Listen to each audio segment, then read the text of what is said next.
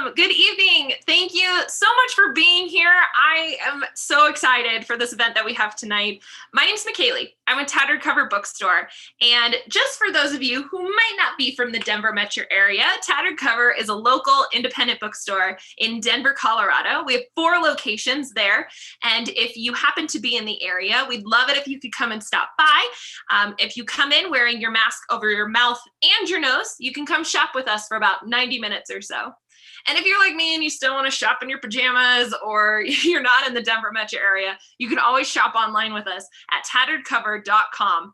And our website's open 24/7, so you can come and do that with us.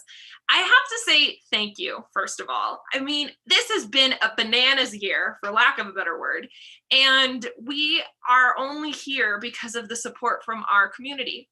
Tattered Cover is known for being a community gathering space with our author events and our book clubs and community events of all kinds. And in 2020, we had to shift that and pivot that and become a virtual community instead. So thank you for being a part of our virtual community tonight. And if you want to be a part of our virtual community for other events that we're hosting, you can check those out at tatteredcover.com/events. Some upcoming events that might be of interest to you do include, we have our Romance in the Rockies event, which is tomorrow at 5 p.m., which is featuring romance authors all from the Rocky Mountain region, which is very exciting. And then also we have middle grade author Jen Kalnita, whose new book, The Retake, comes out next week. And we'll be hosting her on Tuesday, March 2nd. And I want to let everybody know that closed captioning is enabled for those who might need it. There's a black bar down at the bottom with a button labeled CC on it. And there is where you'll be able to open up closed captioning if you want it or if you need it.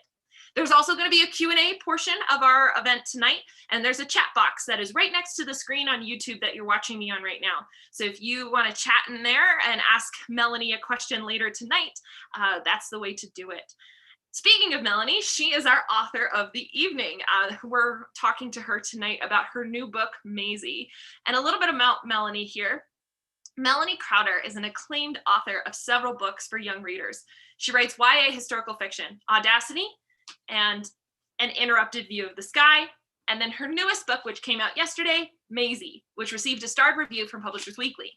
She also writes middle grade novels of all sorts, 3 Pennies, A Nearer Moon, Parched, and a new middle grade duology, The Lighthouse Between the Worlds and Away Between the Worlds. She lives with her family under the big blue Colorado sky. I'm very excited for this event, having worked with Melanie before.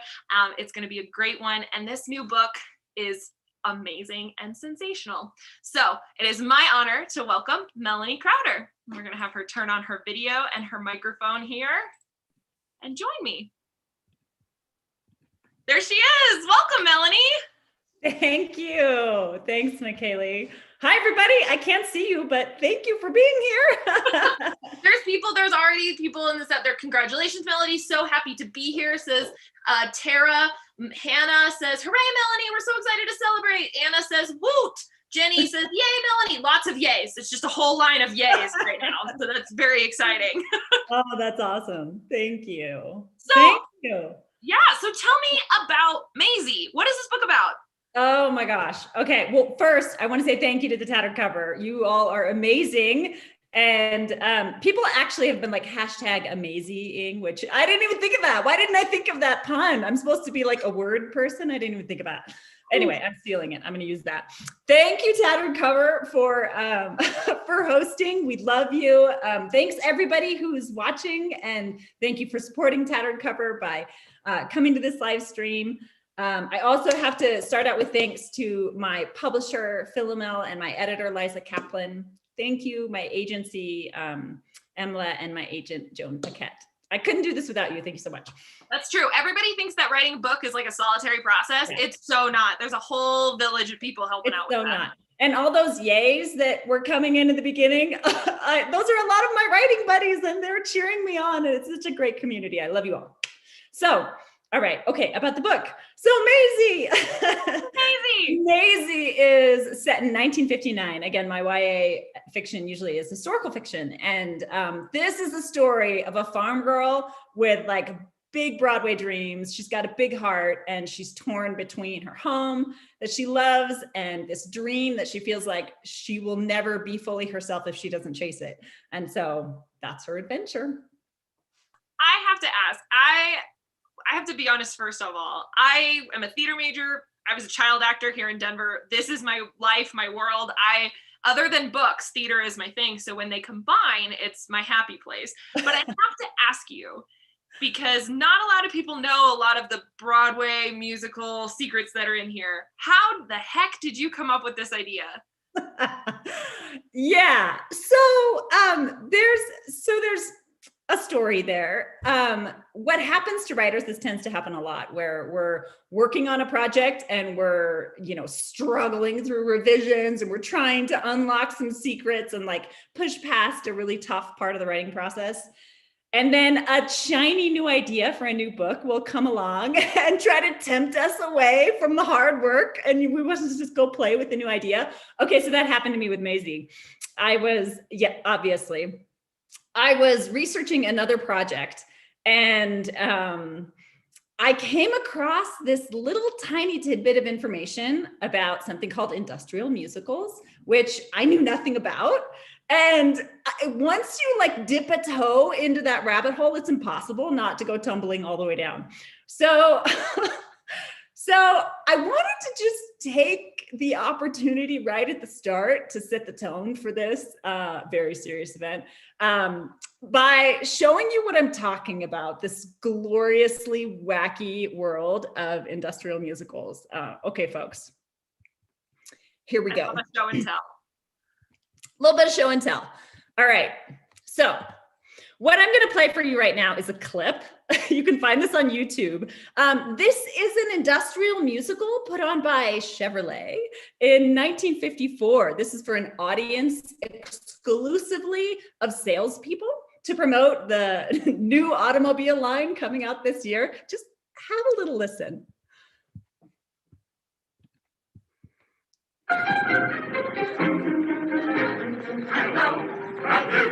Hello, how are you? We're glad to see you looking well. You're fine, that's good. You should get good. And somewhat kind of extra special swell. Okay, so I'm going to mute that because the sound isn't awesome, because obviously it's from 1954, but this is so gloriously 50s. I want you to be able to keep watching them hop around the stage and all that while I explain what is happening here on the screen.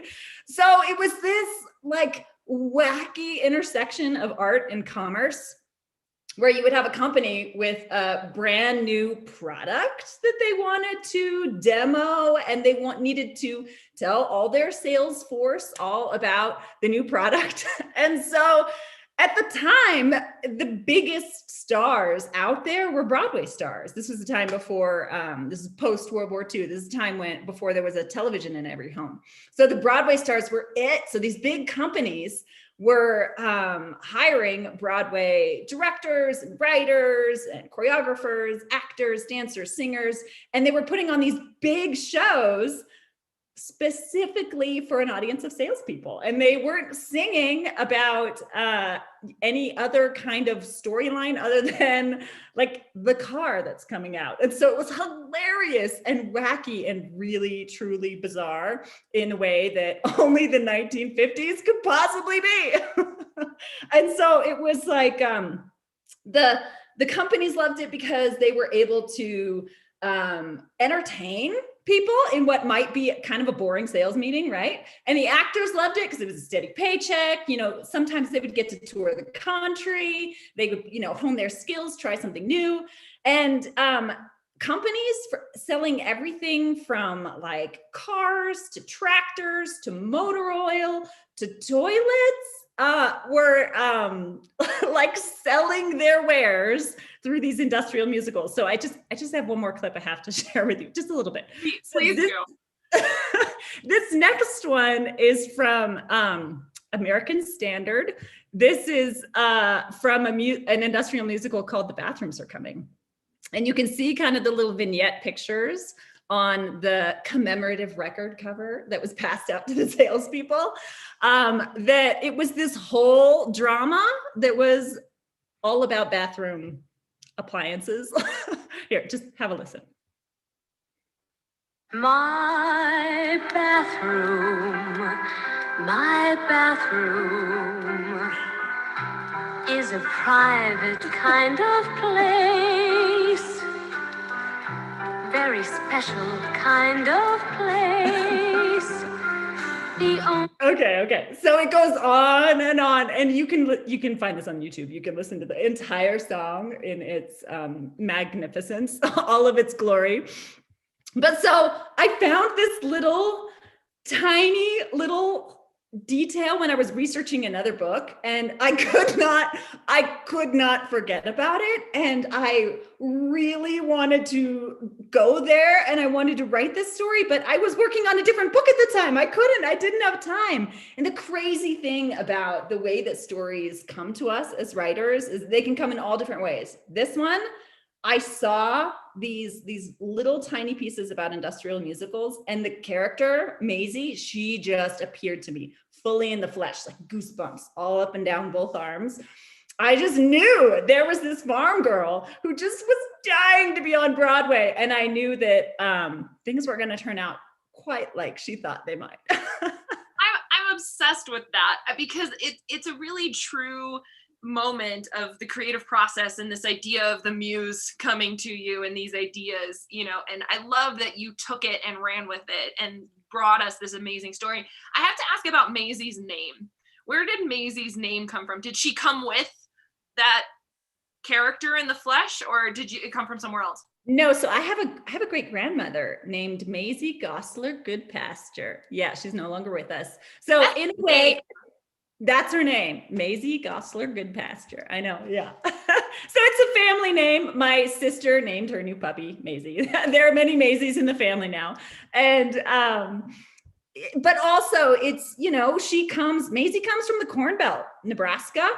And this book is so much about identity and the things that we do to become the person we're meant to be, and the things we leave behind, and the parts of ourselves that we'll never be able to leave behind, and the parts of ourselves that we don't want to. So it's all about staying true to yourself while chasing your dreams. That's who she is. That's Mazie.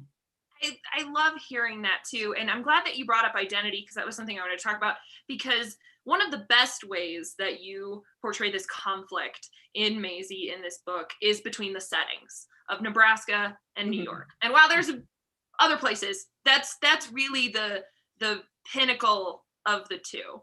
Why Nebraska?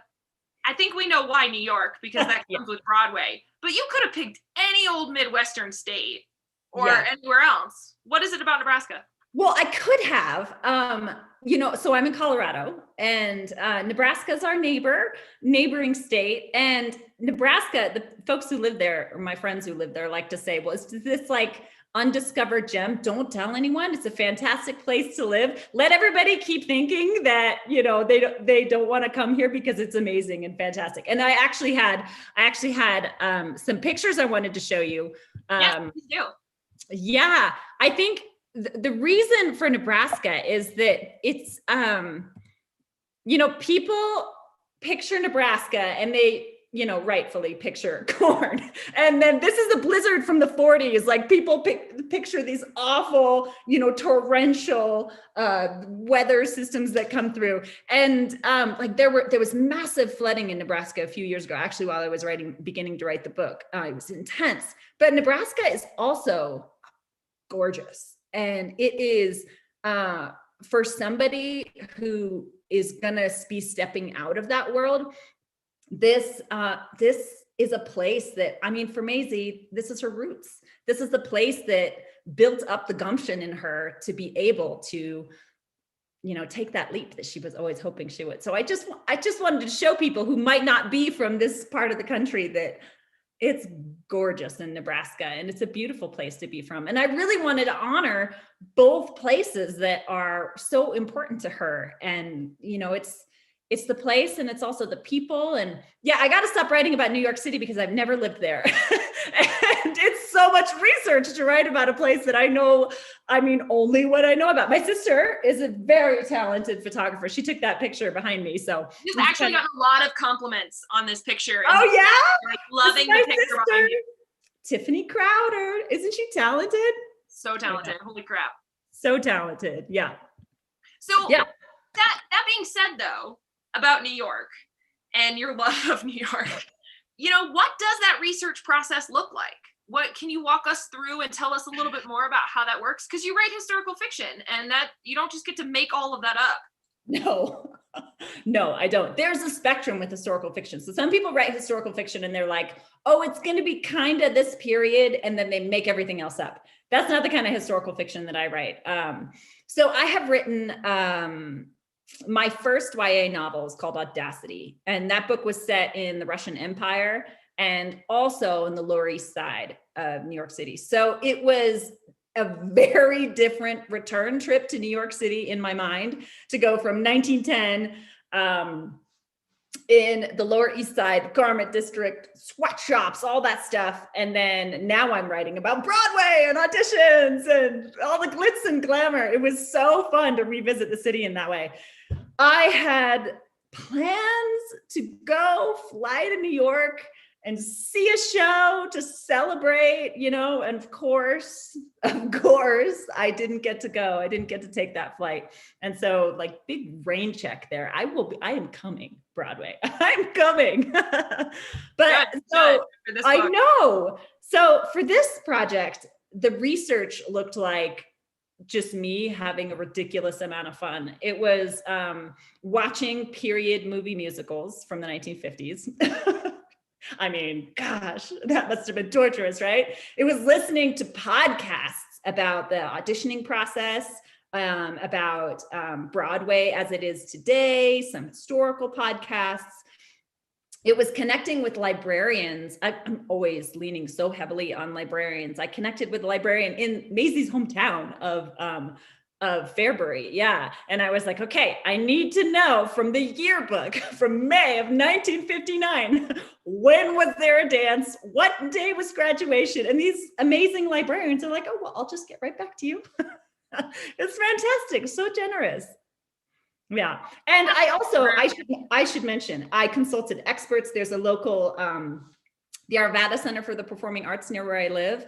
I contacted a director there and said, can I please come to one of your rehearsals? And so I got to go to a table read and I got to go to a rehearsal. Yes, I know. And then I have a friend in Wyoming who's a stage manager who I was able to consult. And I made a friend. That's part of what happens when you're writing books and researching and things, and you have people vetting your work for you. Somebody who has been a wig mistress and has worked in costume department. And I learned so much from these people and am so grateful. I talked to dancers. I had the story read and vetted by proud Nebraskans to make sure that I had gotten it right. My friend Lisa was like, no. You cannot have the dance in a barn dance. That is hokey, even in the 50s. No.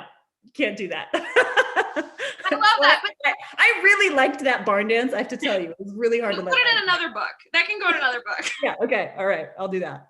So I have to ask too, because we're talking about research, and it's not just the historical research or the setting research, right? There is a lot of, unfortunately, there are a lot of issues that were going on in 1959 that are still prevalent to this day. Yeah. LGBTQIA+ rights, sexual harassment, and all of these things are brought up, racism, all of these things are brought, let me mention that, all of these things are brought up in your book. What research did you do to make sure that you covered those topics in the most careful way you could? Yeah, that's a really interesting question, because the truth about a finished manuscript is that it is, for most writers, it is whittled down intensely from what the original vision was so that it can be its most tight, succinct form. So originally, as far as the LGBTQ elements in the story, originally I had, there was this entire subplot involving McCarthyism and the ripple effects that had through the community. that subplot is gone. So anyway, it's not there anymore. But the reason I bring that up is to say that you do so much more research than you will ever, it's never going to make it into the book. So that when you end up putting in just a single line about something, you have this depth of research behind it so that you really understand what it is that you're saying by the time it makes it into the story. Thank you for that. And like, I noticed why I was nodding is because I think there's like, she has an essay at one point, and even from the first like a couple of chapters, I remember reading it being like, oh, I am so right into this world. I know exactly what she's talking about, and not just from a Broadway perspective, but from a political perspective as well. And so I appreciate the fact, and I'm sure that other readers will, that you did not shy away from the realism of what was going on in the world. Right. And so that's wonderful. Thank you for that. I want to talk about love and this amazing duo that I ship so hard of Jesse and Mazie. And it's not a spoiler. He enters in the end of chapter 1, guys. I'm not spoiling anything. But I do want to talk about something that's a little bit different in YA, of writing about an established relationship. It's not falling in love. It's about how they sustain it. So I'm curious about, could you tell me a little bit more about that decision? Well, I think it's more common to the time period than it is today for someone to meet the person who they're going to marry or who they're going to end up with for their lives in high school. You know, that was much more common in the 50s than it is today, which actually conveniently fits into the like YA trope of, you know, if you're going to have a romance subplot. I was like, well, this fits with, you know, what was happening at the time. And so this is actually the first like romance that I've ever written. And it's nerve-wracking. I think my grandma's here tonight. And when I was writing the romance, I kept thinking, oh gosh, grandma's gonna read this. How do I feel about this moment? But grandma, if you're there on YouTube, let me know. I need to know. And I need to know how you feel about the romance and how I wrote it and all of that. But it's, you know, there are these tropes when you're writing romance. You know, there's like the enemies to lovers or whatever. And then there's like the meet cute or whatever. And I think I read like an advice, a bit of advice about romance when I was in the middle of drafting this book, and it said not to do exactly what I did. It said something like, whatever you do, don't have your two characters be together and then separate them for the rest of the book. Don't do that. And I was like, well, that's what I'm going to do. I mean, I'm kind of a rule breaker anyway, so I did it. It works. As someone who was in a long distance relationship, I appreciated it. Okay, good. Not good. in the 50s though. We had FaceTime. So yeah, not in the 50s. Different world. So I wanna also talk about some of the side characters that are in this book. Like I'm obsessed with who runs the girls' home, the theatrical girls' home. And she meets friends, and she has, you know, people that she goes on tour with, and I want to talk about these side characters and how do you develop your side characters and give them breadth in a story while still focusing on your main character? You want to make them real and not two-dimensional. How do you do that as a writer?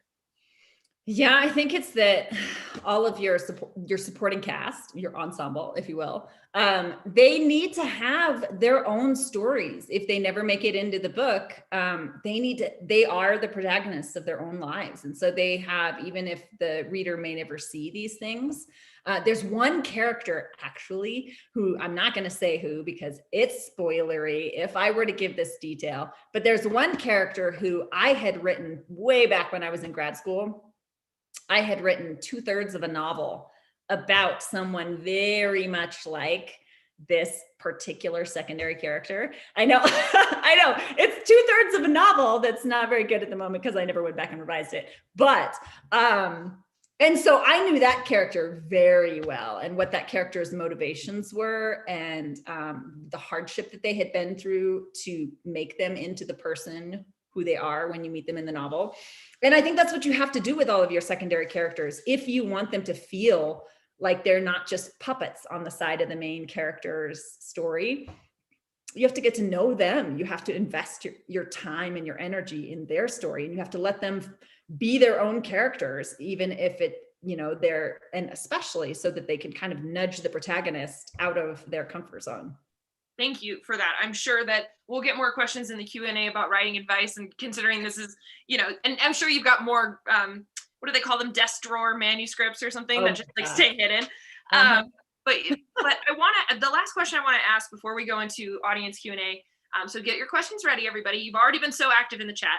Is I want to ask about YA, and why did you feel the need to make this a young adult story? Because it so easily could have been adult, or even new adult, but you kept Mazie 17 and you kept it in YA. Why is that important to you?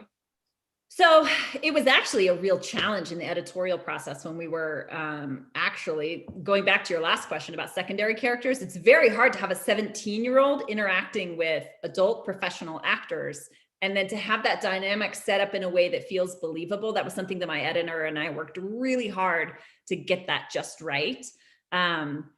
I felt like it's really important to tell this particular story for a YA audience, because so many of us, when we're young, we have these dreams and we are ready to launch ourselves into the wide world. And at least I was, when I was coming up in the days before the internet, there's so much that I did not know about what it was like to be a young professional, and what it's like to step out there, especially as a young woman, into the professional world, and to get knocked around a bit. And I think that's an important thing for young readers to see and to understand and to experience in the pages of the book before they experience it perhaps for themselves, hopefully not for themselves. But more generally, why YA? I just feel like this is I honestly feel it's a privilege to write for this age, because teenagers are in this liminal space where they are about to step into the wide world, and they are making these big decisions about who they're going to become. And like I said earlier, the parts of themselves that they want to hold on tight and never let go, no matter where they move, no matter where life takes them, and the parts of them that it's time to let that go. That process of becoming is such an important part of being a human being, of growing into oneself. And I love writing for this age because it's like I'm speaking directly to that process of metamorphosis, and it's such an intense time. I love writing YA. That's so heartfelt. Thank you for your honesty and your enthusiasm. You can see that you're very passionate about it, and I appreciate you letting that come through. And so I want to turn it over to our viewers. Like I said before, you guys have been active in the chat with thousands of congratulations. But I want to turn it over for their questions. And so let's see here. What's a good one to start with? Well, speaking of writing YA, what advice do you have for someone wanting to write YA? Oh, gosh.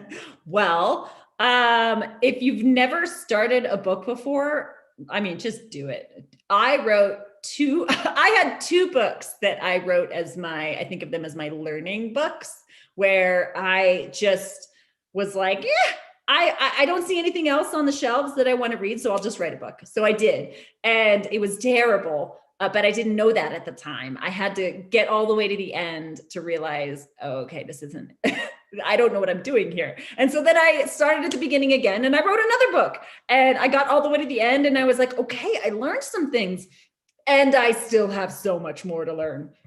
So for me, the path was, I wanted to get a master's anyway. So I went to an MFA program to learn all about how to do this, not just passably well, but I wanted to do this amazingly well.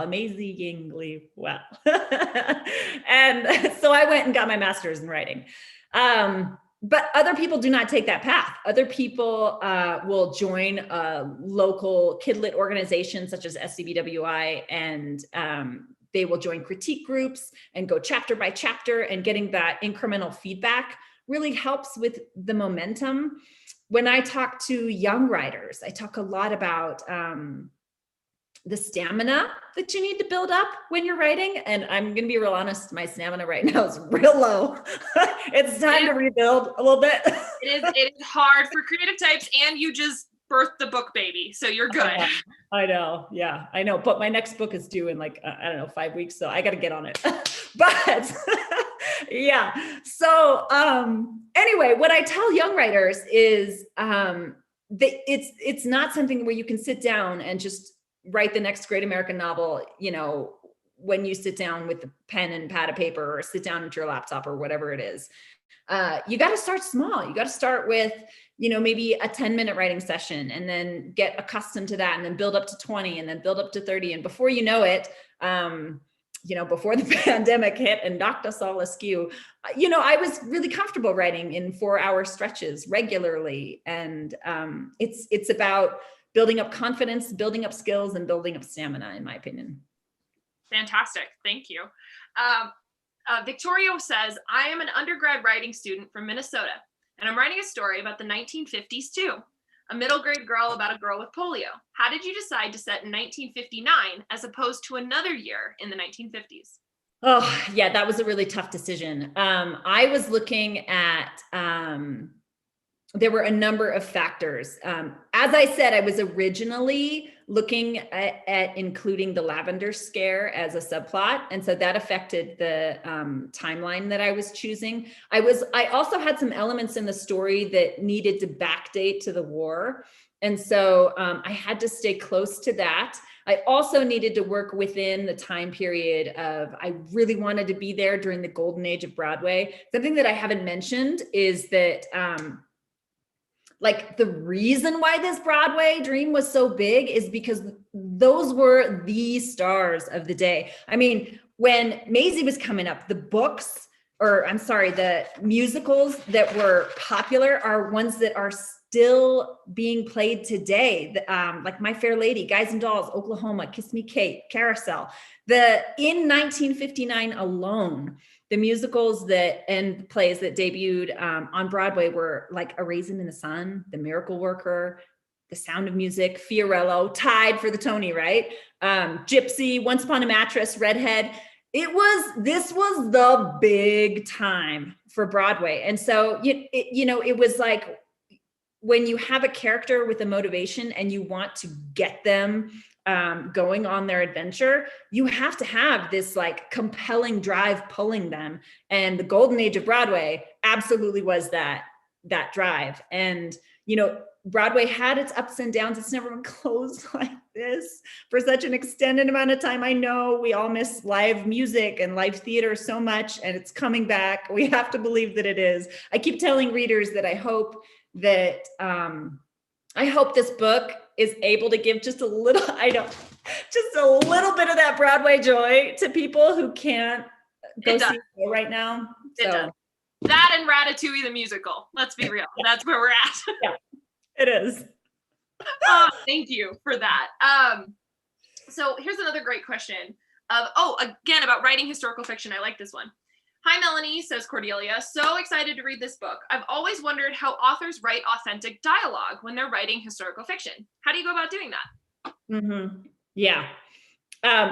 Side note, it was really interesting when I was looking up swearing in the time period, just trying to figure out like what would be authentic. And there are like internet wars among people who are familiar with the era saying like, no, nobody used those words at the time. And I'm sorry, I was in the war and I remember this word and this word and this word and this word. So it's really funny to go down some of those message boards, just so you know how deep writers actually go into research. Yeah. So anyway, dialogue is really tricky. It's this very tough line that you have to walk where you don't want anything to be idiosyncratic. You don't want it to yank the reader out of the moment and say, why are they talking about the internet, in the 1950s, obviously, right? But you also don't want to have it be so dated that young people today won't be able to access it. There are elements of 50s culture that I can access as like a child of the 80s, right?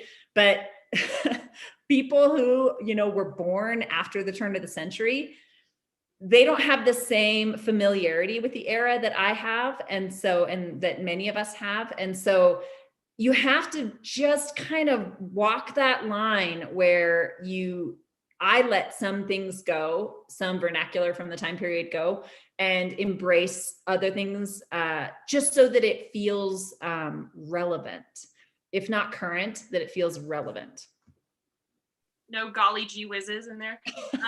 I don't believe so. I think there are a few like bizarre phrases, but not many. There are. I had to look some of them up. But so then there's some great questions on here. Let's see here. What is the industrial musical in the book about? And did you create it for the story, or did you borrow one from the 1950s? It's about tractors. I made it up myself. And before the deadline for my next book came, quick on the heels of the other, I had every intention of like actually writing the entire musical and like, you know, making a musical score and then making it available to high schools. Like, here you go. You can perform this industrial musical at your school and sing about tractors. It'll be so awesome. But I didn't. I ran out of time and now I have to write this other book. Maybe someday. Dang. I don't know. I don't have children in the house or something anymore, and I have like all this time in my hands. Yeah. I don't know.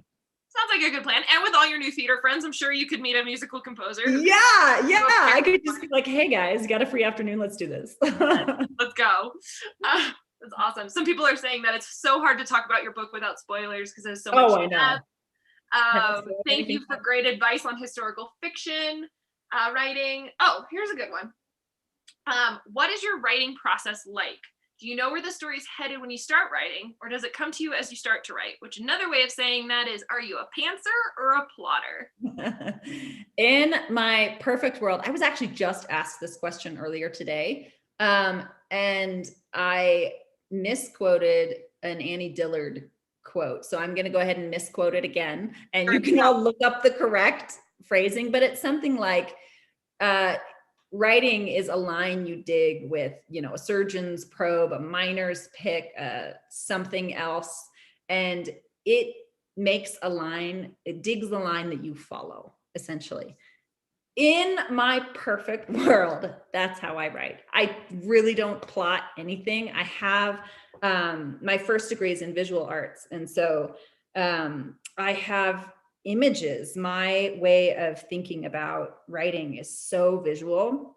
So I have these images and I just follow them.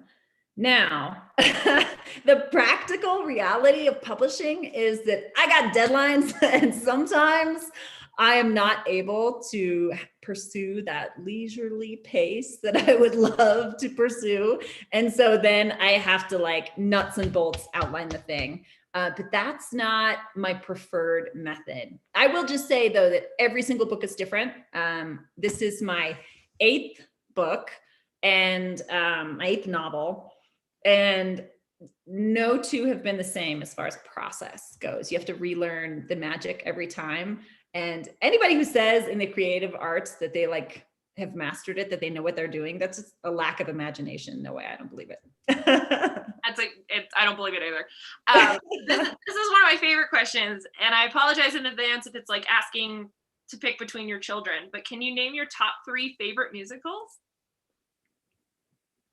Or give us a list, even if it's not like your favorites, just like some of them that you love. Okay, so I can't see who's on YouTube, but I think I have some aunts and uncles and cousins and sisters and mom, and we were these like nerdy creatures who would sing like all the way through The Sound of Music when I was young. So yeah, I know. And I think my older cousin Jessie would play on the piano for us. It was just, I mean, really like wholesome, sweet children of the 80s memories. And so definitely that one. And I'm gonna say I went to our performing arts facility here in Denver, and I took my sister to see Wicked And so it was while I was researching this project. And so I will say that one, just because of how excited I was to be there, because I was writing this book at the time and because I was seeing it with my sister. She's the best. Top 3. Sound of Music, Wicked. You got another one for us? Sound of Music, Wicked. And I mean, who can hear the songs from Les Mis and not like get goosebumps everywhere? So, Truth. I mean, I know that's kind of a predictable one. I mean, they're all predictable. But I was going to go. You're going to pull out like First Date out of there? Or, I mean, like, what are you going to pull out like dog fight or like some game, right? You know, no. Oh God, Pirates of Penzance. Like, what are you going to throw those out there? No. Oh, no, seriously. No, my favorite memories are tied to the people, who were important. Yeah. No, and Wicked with your sister or Wicked with other women in your life and that friendship, that's huge and very, very important. So, yeah. What modern musicals do you think Mazie would enjoy?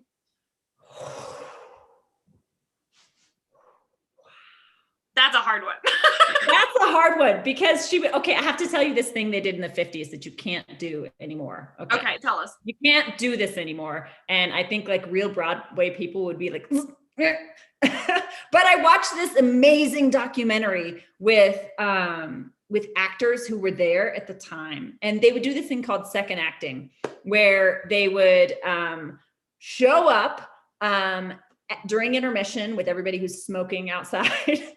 And then they would just have a program that they had everybody else at the like boarding house where they were all staying. They would have like a stack of programs and they would go midweek when the show wasn't sold out and they would just slip in the doors past the ushers to go see the second act of like all the big shows that were on at the time.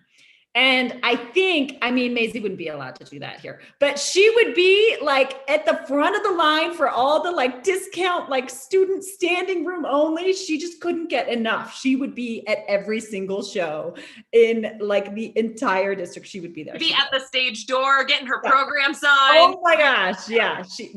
She would just never leave. Just camp out. Fantastic. That's fantastic. Yeah. Well, honestly, I hate the idea of even trying to end this, but we've got about time for 2 more questions here, which is, some people are asking, you've mentioned this new project deadline. Can you give us any hints about this new one? I know that you're creatively drained and you just gave us this wonderful gift. So sometimes that question is hard, but can you give us a hint? No, actually this project has been announced. So yay! I can tell you about it. This is my first YA that is not historical fiction. So I've had a bunch of odd jobs in my life, like weird jobs. And when I was right out of college in Oregon, shout out to the West Coast, I had this amazing job where I was supposed to hike through the forest and like map dry stream beds. And we snorkeled in these streams and rivers, counting fish. I know, and identifying different species of trout. I know I wanted to be a scientist and I also wanted to be a lot of other things that I couldn't decide. Story of my life. That's why you could be a writer. So you could be a Broadway star and a scientist or an astronaut. Well, yeah, I know. I get to be all the things. It's amazing. Yeah. Anyway, long story short, it was a devastating year for wildfires, or had been the previous year. And so the Forest Service made the decision that everybody, whether you worked a desk job, a field job in fisheries, whatever, everybody was going through a week of fire camp. And so I had to throw my Nomex on and my fire boots and like dig a line next to a wall of flame. And I was like, okay, I know I don't want that job, but that experience has stuck with me all these years. And writers do this what if game all the time. And about 2 years ago, I was just kind of kicking around in the summer when it was so hot, and Colorado always has these intense fires. The whole Mountain West does, the whole West does. And I was thinking to myself, so what if there were another one of those years that was so intense that they had to recruit people who were not necessarily qualified for the jobs that they were going to be put in wildland firefighting? And so I was like, okay, so what if somebody who was way too young to do the job ended up being able to go to smoke jumper training. So everything I'm doing right now is all about wildland firefighting, and it is amazing. Yes. What a great what if thread it led you down. I know. And ironically, the last time there were teenage smoke jumpers was in the 50s. So, but yeah, no, I'm not writing about the 50s again. I'm not doing it. No, you're like, I'm out. So the last question that we like to ask here on our Tattered Cover live stream events is, what did this book teach you? Either about yourself as a writer, maybe a fact you haven't shared yet you want to, but what did this book teach you, Melanie? That is an amazing question. I've never been asked that question before. Wow. Okay. So Mazie's a dreamer, right? And I've said this already, but she at 17, 18 years old has learned a lesson that I'm like still learning in my adult life in my 40s. So she's learning about figuring out how to be herself, and how to embrace her past and to embrace where she's come from and to embrace the things that have made her the person she is, and like fashioned that into the ability to become the person she's meant to be, to hold on to the past and the future and the present all at once, and to make peace with it all. I love that. And I think you do a wonderful job with that in Mazie and giving us an ingenue in books. And thank you for that. I want to thank everybody who's been watching here this evening. You guys have had such amazing conversations in the chat and such celebrations. I'm going there after this. I'm going to go and I'm going to read everything. You should read them. They're really lovely. And so I want to give you a chance though, to remind people who you are, where they can find you online, and anything else that you want to mention before we close out tonight. Yeah. So thank you. So my name's Melanie Crowder, if you don't know what you're watching, or if you just tuned in late. And you can find me on my website at melaniecrowder.com. And there are links there. There's a newsletter that I send out very, very infrequently. If you want to get updates when I have new projects coming along, and links to my social media there if you'd like to follow me. Thanks everybody for your support. I can't believe that I get to have people at this event from all over the country, and it just means so much to me. Thank you for your support. Love you all. One of the benefits, the silver lining of these virtual events for sure. Yeah. And so I want to encourage everybody to go get your copy of Mazie by Melanie Crowder at tatteredcover.com. And I saw them today, I pulled this off the shelf, that we have copies in store. So make sure you can either come to one of our 4 locations in the Denver metro area, or you can order online at tatteredcover.com. Melanie, if you'll stick around while I close this out here, the chat's going again. Thank you to you first. Let me just say, McKaylee, you're amazing. Thank you. Thank you. That's very kind of you. I appreciate that. This was fun. I had a great time. So you'll stick around here. Once again, you guys, my name's McKaylee. I'm from Tattered Cover Bookstore. We want to thank you guys for shopping locally and for keeping small businesses up and running during this crisis. For some of you out there, it might be around dinner time, so maybe consider ordering from a local mom and pop restaurant and shopping locally, keeping your money in your town. We can't tell you how much we appreciate it. So get your copy of Mazie. Get your little taste of Broadway while we're waiting for it to reopen again. And thank you guys again for joining us. Stay safe and happy reading, everybody. Bye, all. Bye. And we're out.